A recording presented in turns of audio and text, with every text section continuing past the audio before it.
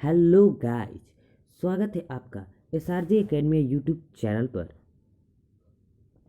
आज हम लेकर आए हैं फिर से साइंस के क्लास 10 से बायोलॉजी सीरीज से चैप्टर 4 हेरिडिटी एंड इवोल्यूशन, जिसको हम रिटन एक्सप्लेनेशन में समझेंगे। और इस साल के सिलेबस के हिसाब से हम हेरिडिटी पार्ट को ही पढ़ेंगे, क्योंकि इस साल के सिलेबस में हेरिडिटी पार्ट ही आ रहा है। फिर अनदर वीडियो में आपको इवोल्यूशन का कॉन्सेप्ट हम आपको समझा देंगे। तो चलिए विदाउट वेस्टिंग टाइम स्टार्ट करते हैं। देखेंगे आज का टॉपिक हम क्या क्या पढ़ने वाले हैं।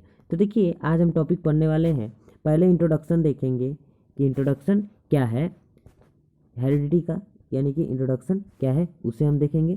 उसके बाद हम देखेंगे accumulation of variation during reproduction और इनहेरिटेड ट्रेड को भी देखेंगे, और rule for inherited trade Mendel contribution. Mendel का नाम आपने सुना ही होगा, पढ़ा ही होगा अपने चैप्टर में, उन्हीं के बारे में देखेंगे। और उनका रूल ऑफ इनहेरिटेंस भी देखेंगे। और how do this trade expressed, ये ट्रेड एक्सप्रेस्ड कैसे होते हैं इसे भी देखेंगे। और लास्ट में हमारा छोटा टॉपिक आता है जिसे सेक्स डिस्क्रिमिनेशन, उसे भी देखेंगे। तो चलिए स्टार्ट करते हैं। देखिए, सबसे पहले हम स्टार्ट करते हैं हेरिडिटी से। हेरिडिटी क्या होता है?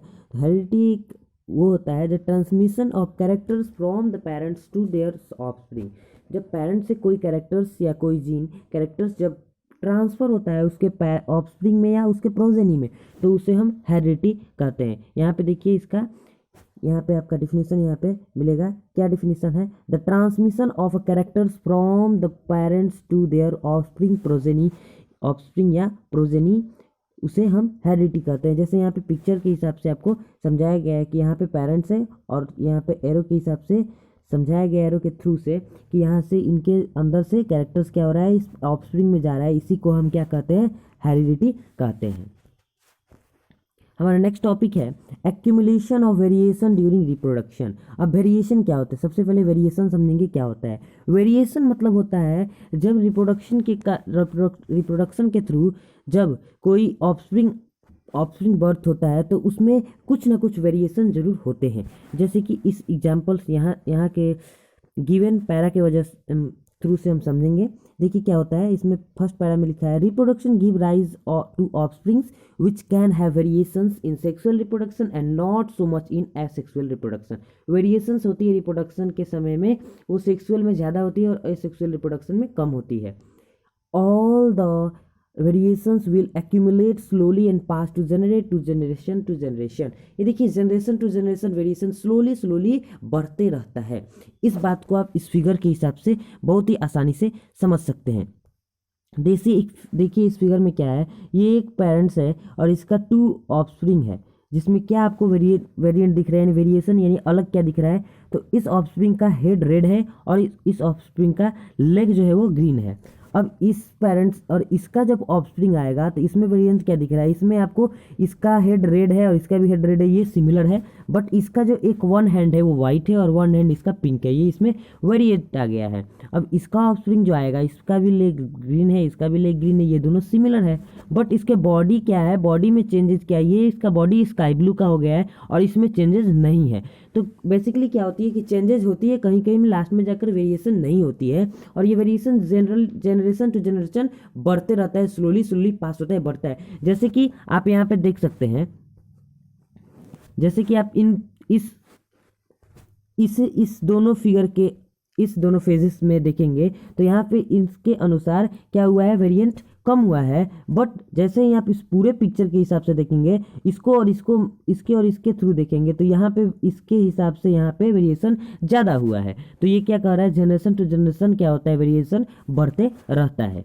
अब यहाँ पे क्या है, इनहेरिटेड ट्रेट। यहाँ पे ट्रेट की बात आती है तो ट्रेट 2 प्रकार के होते हैं, एक इनहेरिटेड ट्रेट होते हैं और एक एक्वायर्ड ट्रेट होते हैं। इनहेरिटेड ट्रेट उसे कहते हैं जो हमारे पेरेंट्स से हमें मिलते हैं, जो हमें गुण मिलते हैं या जो भी हमारे पेरेंट्स से सिमिलरिटी हमें मिलते हैं, उसे इनहेरिटेड ट्रेट कहते हैं। और जो हम बर्थ के बाद, आफ्टर बर्थ हम जो प्राप्त करते हैं, उसे हम एक्वायर्ड ट्रेट कहते हैं। जैसे कि इनहेरिटेड ट्रेट में आ जाएगा हमारा आई का कलर, हेयर का कलर, ये सब हमें पेरेंट्स से मिलते हैं, उनसे सिमिलर होती हैं, ये इसे हम इनहेरिटेड ट्रेट कहते हैं। और क्या होता है, जो एक्वायर्ड ट्रेट होता है वो हम बर्थ के बाद अपने से एक्वायर्ड करते हैं। जैसे डांसिंग स्किल हो गया, सिंगिंग स्किल्स हो गया, ये सब हमें पेरेंट्स से नहीं मिलते हैं, ये हमें एक्वायर्ड करते हैं बाद में।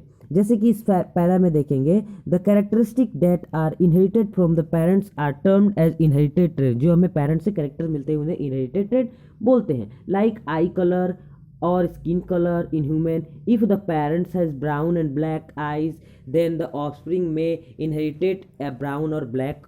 देखिए इसमें क्या बोल रहा है, सिंपली सी बात ये है कि अगर यहाँ पे बोला गया एग्जांपल लेके कि अगर आई का कलर पेरेंट्स में, उसके पेरेंट्स में आई का कलर ब्लैक या ब्राउन है, तो उस ऑफस्प्रिंग का है भी कलर ब्लैक और ब्राउन ही होगा आई का। जैसे इस फिगर के हिसाब से आप समझ सकते हैं कि देखिए इसमें दो पेरेंट्स हैं और एक बिटवीन में बीच में ऑफस्प्रिंग है। इस फिगर में क्या बताया गया है, इस फिगर के हिसाब से आप क्या समझ सकते हैं कि देखिए जो पेरेंट्स का जो अपर क्लॉथ का जो कलर है वो सेम है, यानी कि स्काई ब्लू है, और लोअर क्लॉथ क्या है, ग्रीन कलर का है। लेकिन जब इनका ऑफस्प्रिंग जो है उसका इनके ड्रेसेस से इसका ड्रेसेस उल्टा है, यानी कि इसके अपर क्लॉथ ग्रीन हो गया और लोअर क्लॉथ ब्लू हुआ है, यानी कि क्या हुआ है, इसमें वेरिएंट हुआ है। और ये इसके इनहेरिटेड ट्रेट क्यों है, क्योंकि यहाँ भी ग्रीन है, यहाँ भी ग्रीन है, और इसमें भी यहाँ पे ग्रीन है, यानी कि इसके क्या हुआ है, ऑफस्प्रिंग में इनके पेरेंट्स से मिला हुआ है। नेक्स्ट की बात करते हैं, तो अब आता है rule of inherited traits, Mendel contribution. अब मेंडल कंट्रीब्यूशन क्या कहता है, मेंडल ने एक क्या किया था, इनहेरिटेंस का रूल दिया है, जिसमें साफ साफ उन्होंने कहा है कि जो पेरेंट्स होते हैं वो पार्शियली जो करते हैं, पार्शियली कंट्रीब्यूशन जो अमाउंट जेनेटिक का मटेरियल का होता है वो सेम और इक्वल पार्टिकल्स में, इक्वल अमाउंट में जो होता है, प्रैक्टिकली इक्वल अमाउंट होता है उसके ऑफस्प्रिंग में, जो ट्रेट उनका होता है।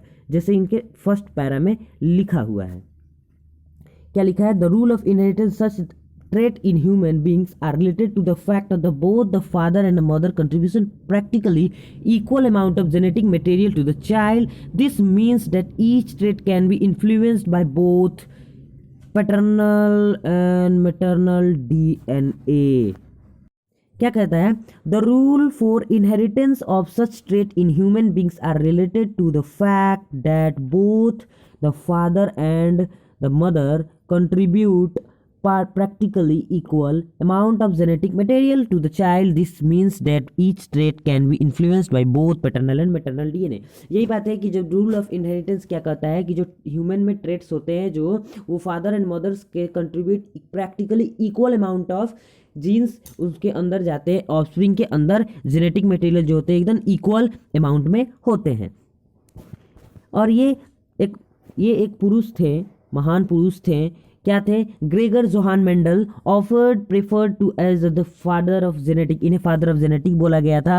और ये एक क्या करते हैं, इन लॉ ऑफ इनहेरिटेंस को देते हैं, और ये एक पी प्लांट को एक्सपेरिमेंट करते हैं, पी प्लांट पर एक्सपेरिमेंट करते हैं। यहाँ पे पाइजम से टाइबम लिखा है, यानी कि पी प्लांट का वैज्ञानिक नाम यानी साइंटिफिक नेम लिखा हुआ है। देखिए अब क्या होता है, एक सवाल आता है इससे अक्सर ये कि why does Mendel select pea plant for his experiment. ये अपने एक्सपेरिमेंट करने के लिए पी प्लांट ही क्यों चूज किए, इसका आपके पास यहाँ पे 3 बहुत ही अच्छा आंसर्स टॉपिक में क्या होता है, पॉइंट है, क्या है, इजी टू ग्रो। ये इजी टू ग्रो है, pea plant easy to grow है, यानी कि आसानी से और जल्दी ही ग्रो करता है, इसीलिए इसको चूज किए। Short span of life, short life span है। शॉर्ट लाइफ स्पेन मतलब कहने का मतलब बहुत ही जल्दी, स्टडी मैनी जनरेशन इसमें हो सकते हैं, बहुत ही जल्दी जनरेशन इसका आगे बढ़ता है। It is 7 pair of contrasting character, इसके कॉन्ट्रास्टिंग करेक्शन 7 पेयर्स में है, इसीलिए इनको लिया गया क्योंकि इसके पास ज़्यादा कैरेक्टर्स कॉन्ट्रास्टिंग है। देखिए अब इसमें देखते हैं कौन कौन से कॉन्ट्रास्टिंग कैरेक्टर्स हैं, उसको यहाँ पे रीड करते हैं।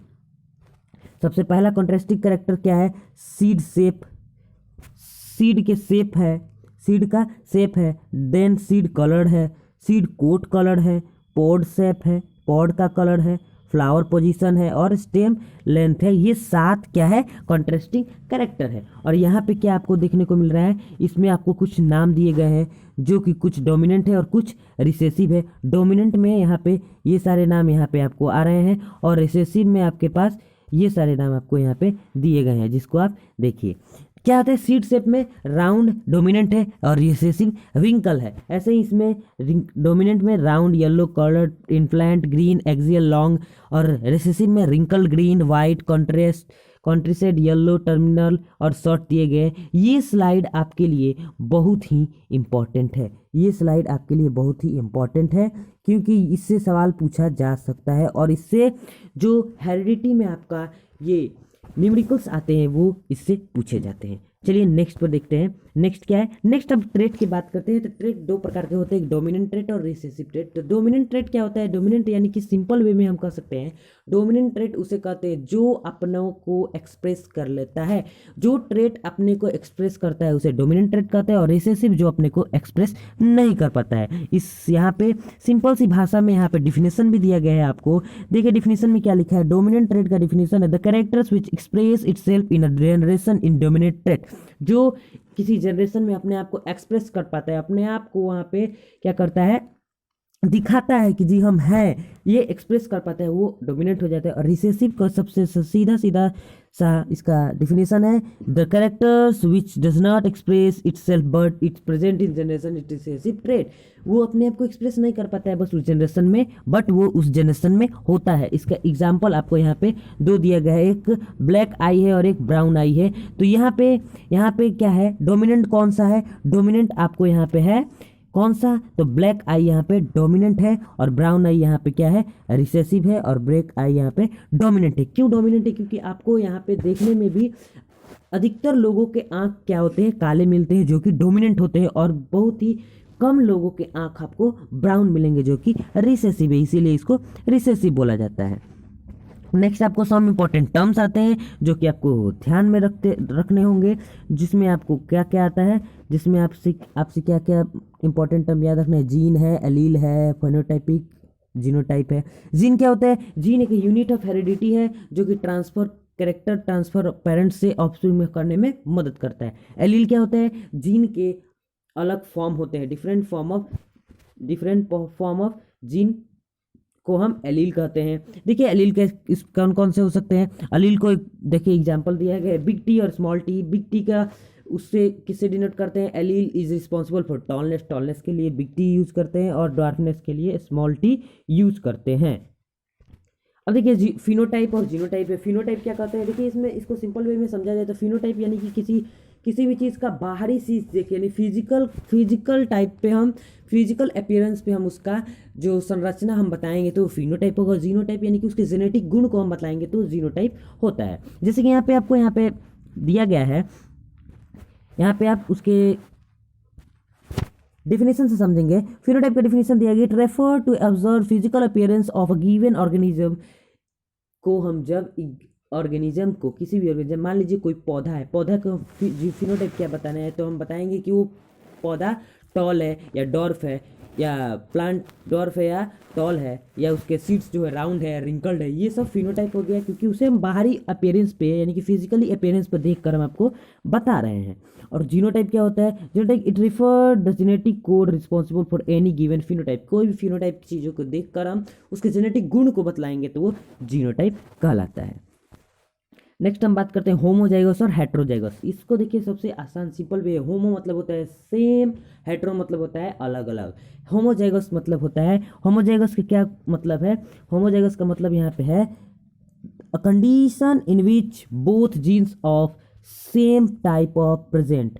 एक कंडीशन जिसमें एक ही प्रकार के सेम जीन्स प्रेजेंट हो तो वो होमोजाइगस होते हैं। और a condition in which both genes are different type के जीन अगर प्रेजेंट हो उसे हेट्रोजाइगस कहते हैं। जैसे कि इसका सबसे जीता जागता एग्जाम्पल आपके सामने स्क्रीन पर ये है, बिग टी यानी कि कैपिटल टी और कैपिटल टी स्मॉल टी। इसमें क्या है, बिग टी है, कैपिटल टी है जो कि दोनों सेम है इसीलिए होमोजाइगस है। और हेट्रोजाइगस में क्या है, एक बिग टी है और स्मॉल टी है जो कि मिक्सिंग है, यानी कि यहाँ पे डिफरेंट टाइप का क्या है, जीन है, इसीलिए हेट्रोजाइगस है। नेक्स्ट हम बात करते हैं मोनोहाइब्रिड क्रॉस जो मेंडल एक्सपेरिमेंट्स है। मोनो मतलब होता है सिंपल, मोनो मतलब सिंपल वे में ये है कि मोनो मतलब होता है एक, हाइब्रिड क्रॉस यानी कि एक ही कैरेक्टर्स का इसमें यूज है। यहाँ पे the cross between two P plant with one pair of contrasting character, एक कैरेक्टर को लेकर के दो पी प्लांट को जब हम क्रॉस कराएंगे तो उसे हम मोनोहाइब्रिड क्रॉस कहेंगे। जैसे कि फर्स्ट पैरा में आपके he took pure tall and pure dwarf pea plant and cross pollinated them to obtain first generation or first filial generation in this figuration he obtain only tall plants.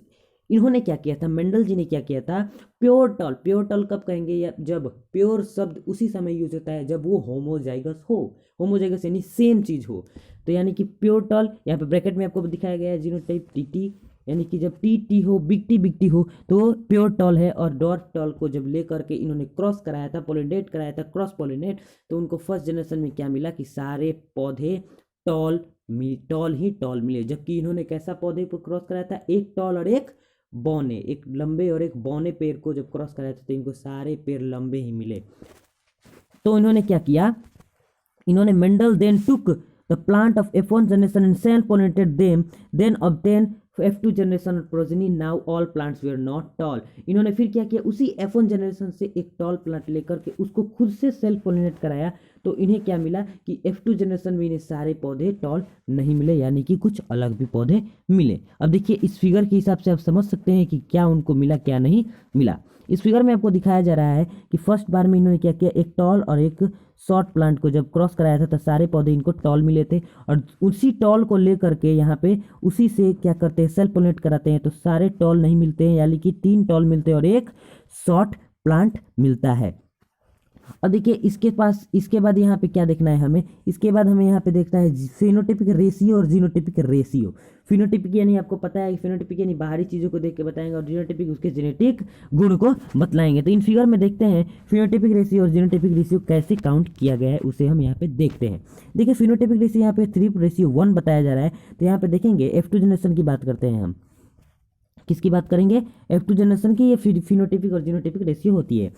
Phenotypic ratio 3:1 है, यानी कि बाहरी चीज़ को देखेंगे कि small और toll देखेंगे। तो बताइए इसमें टॉल कितने हैं, टॉल यहाँ पे आपको 3 पेड़ दिख रहे हैं, तो यहाँ पे 3 है, और रेशियो का चिन्ह है, और रेशियो देकर हम शॉर्ट प्लांट देखेंगे तो शॉर्ट प्लांट आपको 1 दिख रहा होगा, तो इसलिए 3:1 इसका फिनोटिपिक रेशियो हो गया। जीनोटिपिक रेशियो क्या होता है, तो इसमें देखेंगे जीनोटिपिक यानी कौन कौन से हो सकता है, यानी कि वो प्योर टी हो सकता है, यानी कैपिटल टी, या कैपिटल टी स्मॉल टी हो सकता है, या स्मॉल टी हो सकता है। तो सबसे पहले देखेंगे कैपिटल टी कितना है, तो कैपिटल टी आपको 1 दिख रहा है तो 1, और स्मॉल टी दोनों मिक्स आपको 2 दिख रहा है, तो इसीलिए रेशियो 2, और स्मॉल टी आपको 1 दिख रहा है, इसीलिए रेशियो 1। तो यहाँ पे जीनोटाइपिक रेशियो क्या हो गया, 1:2:1। ये आपको मोनोहाइब्रिड क्रॉस का क्या था, जीनोटाइपिक और फिनोटाइपिक था। अब नेक्स्ट पे आते हैं जो डाइहाइब्रिड क्रॉस है। डाइहाइब्रिड क्रॉस मतलब मोनो मतलब 1 होता है, डाई मतलब 2 होता है, इसलिए डाइहाइब्रिड क्रॉस का मतलब होता है जिसमें 2 कंट्रास्टिंग कैरेक्टर यूज हो। इसमें a cross between 2 plants having 2 pair of contrasting character is called dihybrid cross. Dihybrid cross में 2 कंट्रास्टिंग क्या है, 2 कंट्रास्टिंग कैरेक्टर यूज किए गए हैं, क्या करने के लिए, क्रॉस करने के लिए। यहाँ पे he cross breed plant bearing round green seed with plant bearing wrinkled and yellow seed. In first generation he obtained all round and yellow seeds. It means round and अब देखेंगे हम क्या, डाइहाइब्रिड क्रॉस क्या होता है उसको हम देखेंगे।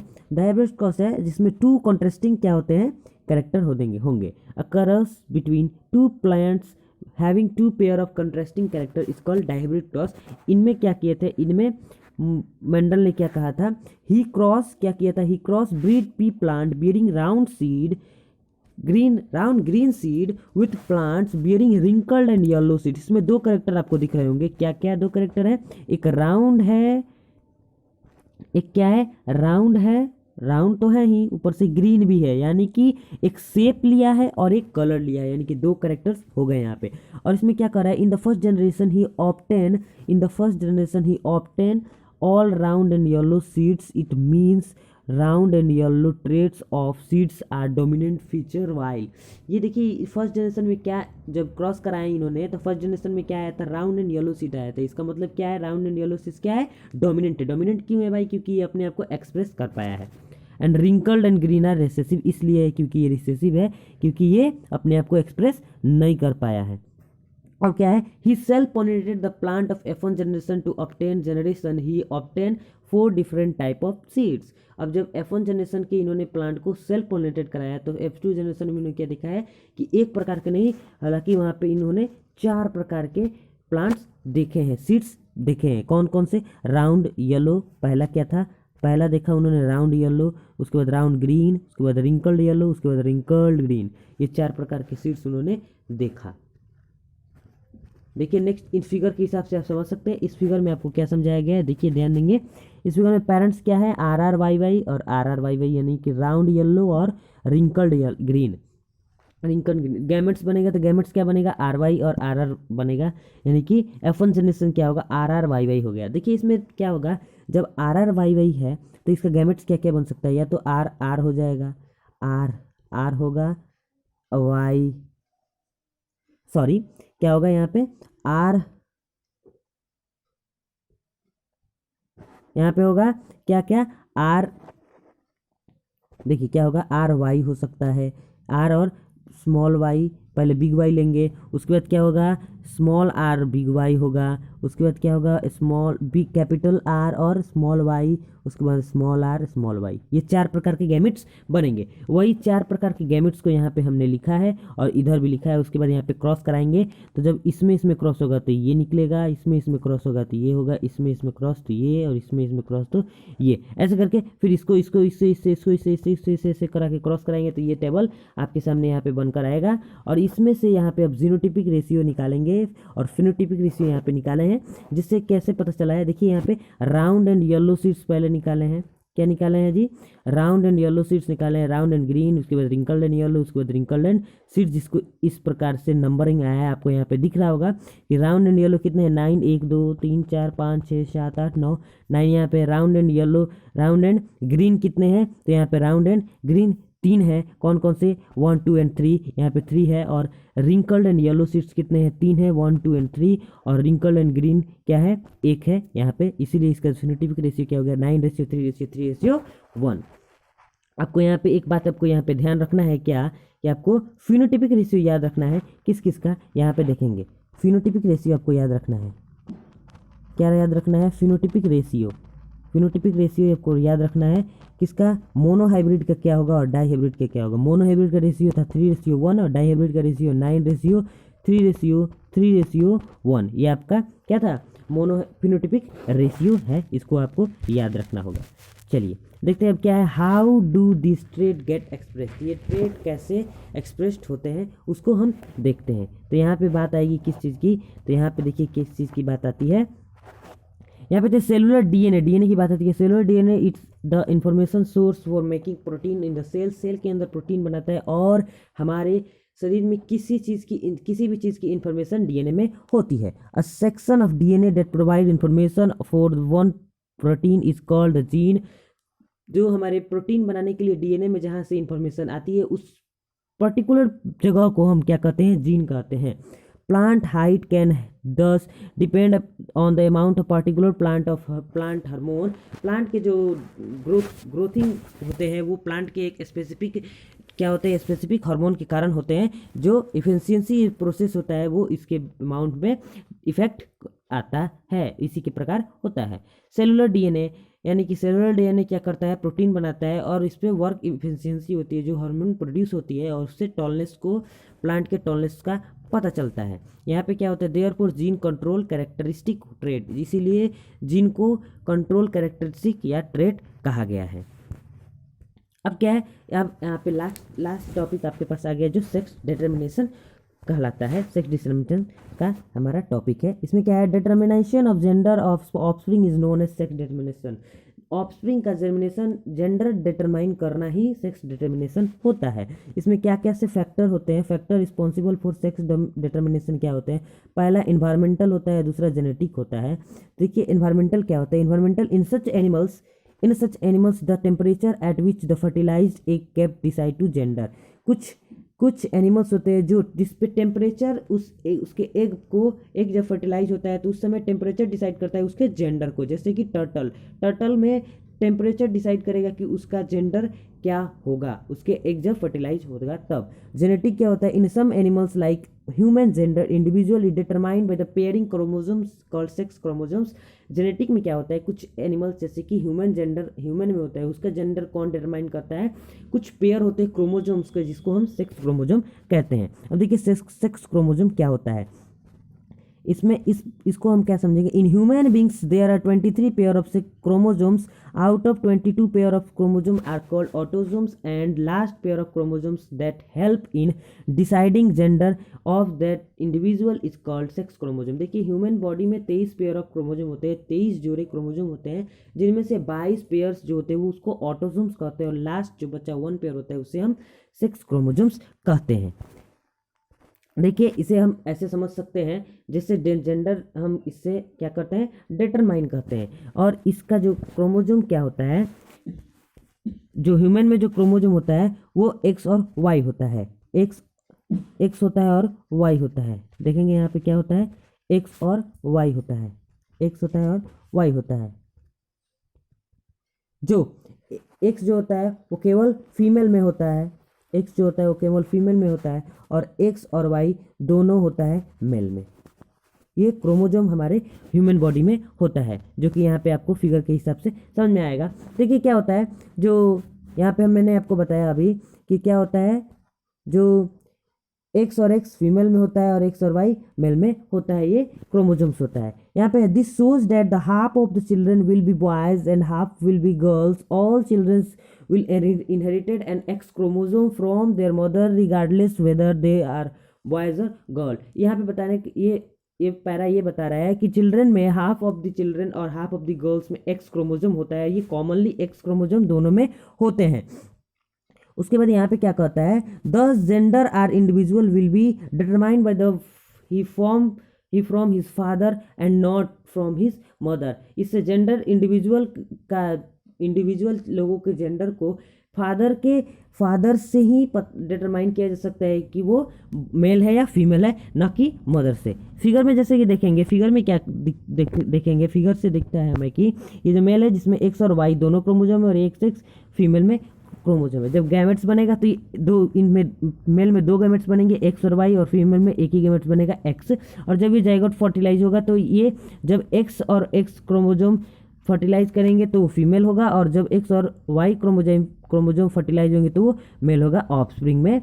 ये आपको जेंडर यहाँ से आपको पता चलता है। आई होप आपको ये बातें समझ में आई होगी, और ये हमारा यहाँ पे चैप्टर क्या होता है, खत्म होता है, समाप्त होता है। आई होप आपको ये बात बहुत ही अच्छे से समझ में आई होगी। तो thank you, I hope you understand this concept. Thank you. अगर आपको ये वीडियो अच्छा लगा हो तो चैनल को सब्सक्राइब कीजिए, वीडियो को लाइक कीजिए और वीडियो को बहुत ही ज़्यादा शेयर करें। धन्यवाद।